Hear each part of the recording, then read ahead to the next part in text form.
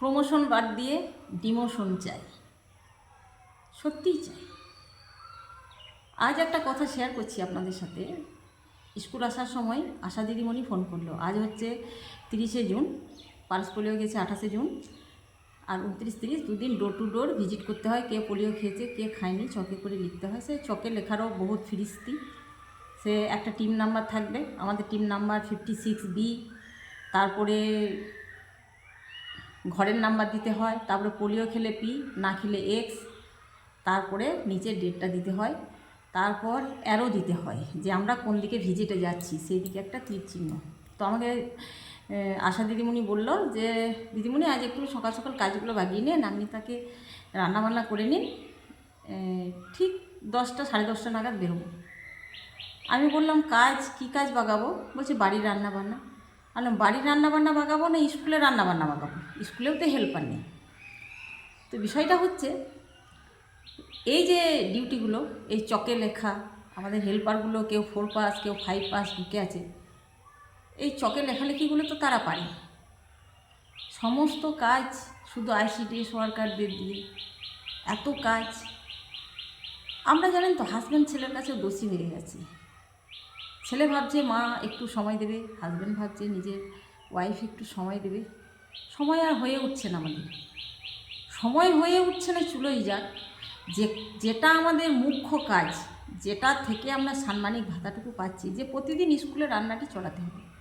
তো ICDS ওয়ার্কারদের first হাফে আর কোনো কাজ দেওয়া উচিত নয়। আজ আমি কি করব বলুন তো?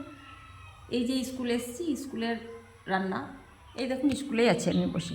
এখন যেহেতু ডোর টু ডোর লিখব, সেহেতু একটু সকাল সকাল রান্নাবান্না করে এলাকার লোককে দিয়ে দিলাম। এবার বেরোবো। এলাকা থেকে কেউ খাবার নিতে এসে ঘুরে গেলেও সেখানেও আমাদের খারাপ লাগে। এবার কি হচ্ছে, যেদিন পালস পোলিও রবিবার, সেখানেও পেছনে রান্নাটি রেখে দিয়েছে। রবিবার পালস পোলিও, সেদিন 6টার সময় এসে 8টার সময় গেছি, আবার 9:20 থেকে পালস পোলিও ডিউটি ধরেছি, বাড়ি গেছি 4:30টায়। ঠিক আছে? তো এত চাপ, আমাদের খিদে পায়, আমাদের তেষ্টা পায়, আমাদেরও স্বামী সংসার আছে, এত চাপ ICDS ওয়ার্কারদের। আজকে যেখানে আশা মেয়েরাও বাড়িতে দুটো রান্না করে এই ডোর টু ডোর লিখে বেড়ানো কাজটা করবে, হেলথে রিপোর্ট দেবে, তাদের ছুটি। আমাদের তো স্কুলটা না করলে ছুটি নেই। স্কুল করব, ডোর টু ডোর লিখব, বাড়ি যাব 12টা 12:30 এই রোদ্দুরে গরমে, তারপর গিয়ে রান্না করব। আমি বলছি হেল্পারদের সাথে তো আমাদের দুটোর তফাৎ 2000-এর। ওই যে বলেছি যে আমরা কেউ খেটে মরছে আর কেউ উতে মারছে। এই কাজগুলো তো একটু হেল্পারদের দেওয়া যায় নাকি? কিচ্ছু বলার নেই, কিচ্ছু বলার নেই। ICDS ওয়ার্কার মানে হতে গেলে একেবারে দশভুজা হতে লাগবে। তো চলুন আজ আপনাদের সাথে পালস পোলিওর ডিউটি কিছুটা শেয়ার করি। অঙ্গনওয়াড়ি মেয়েরা কি করে।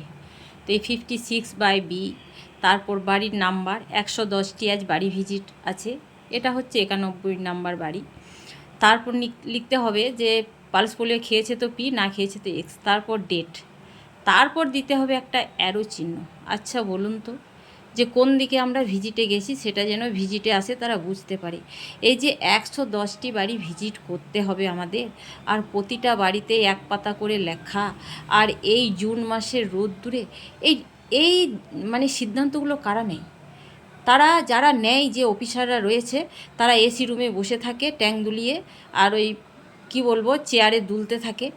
আচ্ছা এই ফিল্ডে এই রোদ্দুরে পালস পোলিওর এই সিদ্ধান্তটাই তো ভুল। শীতকালে পালস পোলিও হলে ঠিক আছে, এই যদি আমরা মুখ থুবড়ে পড়ে যাই কী হবে? আমাদের দায়িত্ব কে নেবে? একটা বাড়িতে তাও শরবত খাওয়ালো বলেই জীবনে একটু মানে ভালো লাগছে।